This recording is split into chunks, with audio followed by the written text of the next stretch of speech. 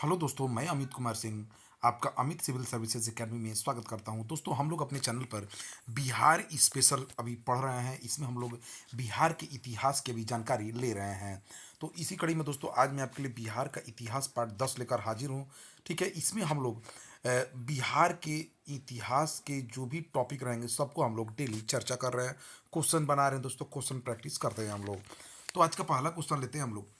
पुष्यमित्र शुंग ने किस मौर्य शासक को 185 ईसा पूर्व में हत्या कर शुंग वंश की स्थापना की? देखिए दोस्तों, पुष्यमित्र जो शुंग है वह मौर्य वंश का सेनापति था। मौर्य वंश के जो वृहदत्त अंतिम शासक था उसका सेनापति था वो। ठीक है, तो चूंकि वृहदत्त बहुत कमजोर था तो इसने क्या किया, उसकी हत्या कर मौर्य वंश को शासक को मारकर इसने शुंग वंश की स्थापना की। दोस्तों, यही भारत का पहला ब्राह्मण वंश का स्थापना इसी ने किया था, पुष्यमित्र शुंग ने 185 ईसा पूर्व में। ठीक है, तो याद रखिए।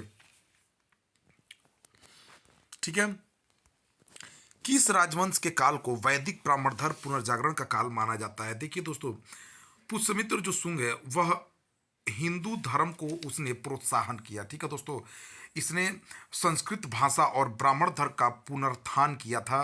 मनुस्मृति इसी के काल में, शुंग काल में ही आरंभ हुई थी। ठीक है, यह दोस्तों इसके राज में वैदिक धर्म एवं आदर्शों की स्थापना जो अशोक के शासन काल में उपेक्षित हो गए थे, इस काल में वैदिक और ब्राह्मण धर्म पुनर्जागरण हुआ फिर से।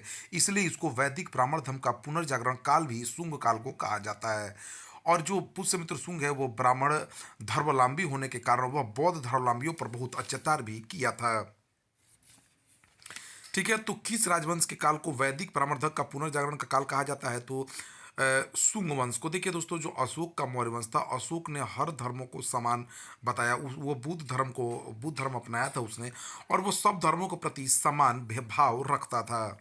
ठीक है दोस्तों, शुंग वंश के किस राजा ने विदिशा में यूनानियों पर विजय प्राप्त की थी? देखिए, पुष्यमित्र शुंग का पुत्र अग्निमित्र। ठीक है, अग्निमित्र को पुष्यमित्र शुंग ने विदिशा के विजय अभियान पर भेजा, जहां पर अग्निमित्र ने यूनानियों पर विजय प्राप्त किया था। ठीक है, पुष्यमित्र शुंग द्वारा कराए गए दो अश्वमेध यज्ञों का पुरोहित कौन था? देखियो, मैंने अभी तो दो बताया आपको कि पुष्यमित्र शुंग पहला ब्राह्मण वंश था, शुंग वंश।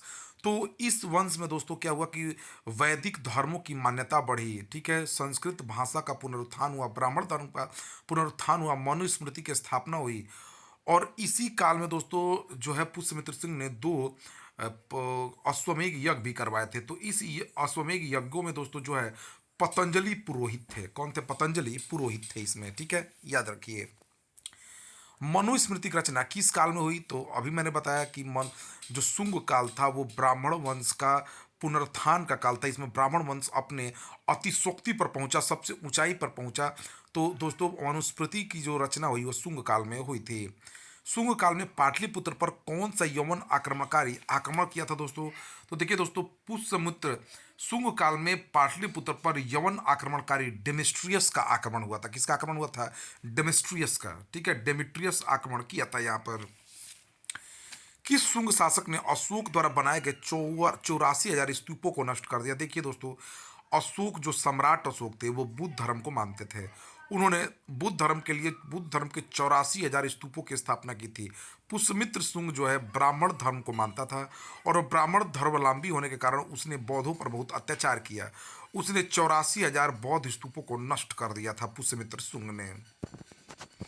कालिदास रचित नाटक मालिका विघ्नमित्रम में किस शुंग वंश के शासन की चर्चा हुई थी? तो देखिए, मालिका विघ्नमित्रम में जो है अग्निमित्र की चर्चा हुई थी, जो पुष्यमित्र का पुत्र था।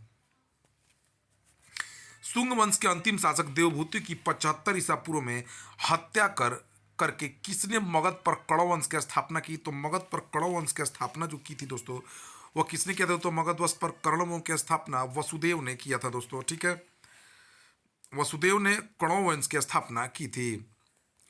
कणव वंश के अंतिम शासक सुशर्मा को किस वंश के शासकों ने अपदस्थ कर दिया? देखिए, कणव वंश के अंतिम शासक सुशर्मा को जो है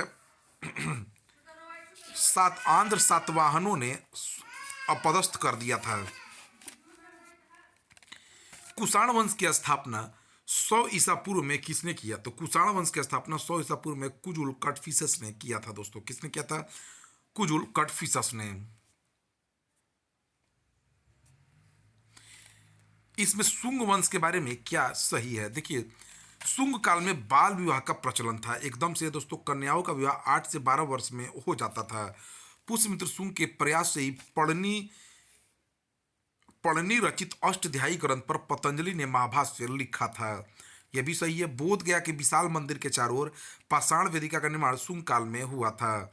प्रसिद्ध व्याकरण शास्त्री तथा अष्टध्यायी के रचयिता पढ़नी मनेर पटना के निवासी थे। यह भी सही है दोस्तों। शुंग काल की राजधानी पाटलिपुत्रा थी, परंतु बाद में यह विदिशा राजधानी बनी। तो पांचों को पांचों सही है। शुंग वंश के किस शासक के काल में तक्षशिला के यवन शासक एंटियाल कीटस का राजदूत हेलियोडोरस ने विदिशा में वासुदेव के सम्मान में गरुण स्तंभ स्थापित किया था दोस्तों? तो बताइए, देखिए दोस्तों, यह जो है यह शुंग वंश के 9वें शासक भागभद्र, जिसे भागवत भी कहा जाता था, उनके 14वें वर्ष में तक्षशिला के यवन शासक एंटियाल कीट्स का राजदूत हेलियोडोरस ने विदिशा में वासुदेव के सम्मान में गरुण स्तंभ स्थापित किया था। तो किसके शासनकाल में दोस्तों? भागभद्र भागवत के शासनकाल में। कुषाण वंश के किस शासक ने शिव नंदी तथा त्रिशूल की आकृतियों वाले स्वर्ण तथा तांबे के सिक्के चलवाए थे? तो दोस्तों यह कौन था? ये विम कडफिसिस था। कौन था दोस्तों? विम कडफिसिस। इसने शिव नंदी तथा त्रिशूल की आकृतियों वाले स्वर्ण तथा तांबे के सिक्के चलवाए थे। तो याद रखिए, विम जो कडफिसिस था उसने शिव नंदी तथा त्रिशूल की आकृतियों वाले स्वर्ण और तांबे के सिक्के चलवाए थे। VVI क्वेश्चन है दोस्तों। कुषाण वंश का सर्वाधिक प्रतापी तथा शक्तिशाली राजा कौन था दोस्तों? तो ये कनिष्क था। कनिष्क बहुत ही शक्तिशाली राजा बना था दोस्तों। इसकी जो पहली राजधानी इसने अपनी बनवाई वो पुरुषपुर में बनवाई थी, जो आज पेशावर पाकिस्तान में है, और इसकी दूसरी राजधानी मथुरा थी। इसी के शासनकाल में दोस्तों शक संवत चलाया गया 78 ईसा पूर्व में, और शक संवत 78 ईसा पूर्व में चलाया गया, जिसे भारत सरकार प्रयोग में लाता है। तो बहुत इंपॉर्टेंट है। ये जो कनिष्क जो है बौद्ध धर्म के महायान संप्रदाय का अनुयायी था। इसी के कुषाण के काल में ही गांधार और मथुरा शैली का विकास भी हुआ था दोस्तों। ठीक है, तो इसकी पहली राजधानी पुरुषपुर और द्वितीय राजधानी मथुरा थी। कनिष्क ने अपनी पहली राजधानी कहाँ बनाया दोस्तों? मैंने बताया पुरुषपुर जो पेशावर में है, और दूसरी राजधानी मथुरा को बनाया था। ठीक है, इसके काल में गांधार और मथुरा कला शैली विकसित हुई थी। कनिष्क ने किस ईसा पूर्व में शक संवत चलाया, जिसे भारत सरकार प्रयोग में लाती है? तो 78 ईसा पूर्व में यह शक संवत चलाया था इसने। कनिष्क बौद्ध धर्म के किस संप्रदाय के अनुयायी था? तो कनिष्क बौद्ध धर्म के महायान धर्म का अनुयायी था। कला की गांधार तथा मथुरा शैली का विकास किस कुषाण वंश के राजा के शासन काल में हुआ था? तो कला की गांधार तथा मथुरा शैली का विकास कुषाण वंश के राजा कनिष्क के शासनकाल में हुआ था दोस्तों। कनिष्क के दरबार में इनमें कौन था? देखिए दोस्तों, कनिष्क के दरबार में बहुत चर्चित लोग थे और बहुत अच्छे लोग थे। इसके दरबार में वसुमित्र और जो अश्वघोष थे वो बौद्ध दार्शनिक थे। नागार्जुन थे वो बहुत बड़े विद्वान थे, और चरक जो थे वो चिकित्सा के विद्वान थे। ठीक है, चरक ने ही चरक संहिता लिखा था। ठीक है, कुषाण वंश का अंतिम सम्राट दोस्तों वासुदेव था। कौन था कुषाण वंश का अंतिम सम्राट? वासुदेव था। तो यह दोस्तों रहा आपको भारतीय इतिहास, बिहार के इतिहास का इंपॉर्टेंट क्वेश्चन दोस्तों। मेरे सारे पार्ट को देखिए, बहुत ही इंपॉर्टेंट वीडियो उसमें सम्मिलित है। Thank you for watching my video.